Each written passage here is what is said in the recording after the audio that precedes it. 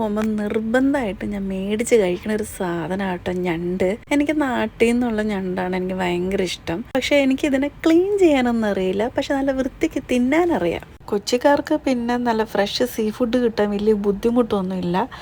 അമ്മ ഞണ്ടിനെ കൊല്ലുന്നതിന് മുമ്പ് ഞങ്ങൾ കാണിച്ചു തരാം കേട്ടോ. ഇത് കാല് വെച്ച് ഇറുക്കുന്നത് കണ്ടോ.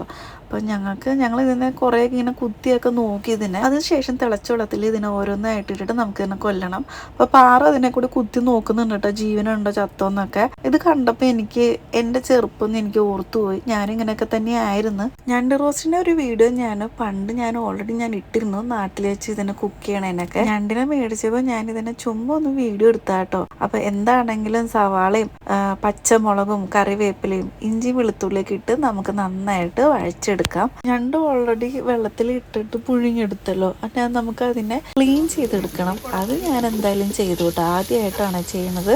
മസാലയൊക്കെ ഇട്ട് കൊടുക്കാം. മഞ്ഞൾപ്പൊടി, മുളക് പൊടിയും മല്ലിപ്പൊടിയും ഗരം മസാലയൊക്കെ ഇട്ട് നമുക്ക് നന്നായിട്ട് സവാള അങ്ങോട്ട് വഴറ്റിയെടുക്കാം. മസാലയൊക്കെ നന്നായിട്ട് വഴറ്റി വരുമ്പോഴേക്കും നമ്മൾ ക്ലീൻ ചെയ്ത് വെച്ച് കഴിഞ്ഞാൽ ഞണ്ടും കൂടി ചേർക്കാം. അതിൻ്റെ അകത്ത് കുടംപുളി ചെറിയൊരു കഷ്ണം ചേർത്തിരുന്നു. ചിലർ അതിന് പകരമായിട്ട് തക്കാളിയും ചേർക്കാറുണ്ട്. അപ്പം ഞണ്ടും കൂടി ഇട്ട് നമുക്കിത് മൂടി വെച്ച് നന്നായിട്ട് മസാല ഒക്കെ പിടിക്കുന്ന വരെ നന്നായിട്ട് വഴറ്റിയെടുക്കുക. അപ്പോൾ ഇത്രയേ ഉള്ളൂ ഞണ്ട് റോസ്റ്റ്. അപ്പോൾ എല്ലാവരും ട്രൈ ചെയ്യുക കേട്ടോ. കൊച്ചി കോർണറിൽ നമുക്ക് മറ്റൊരു വീഡിയോ ആയിട്ട് വീണ്ടും കാണാം.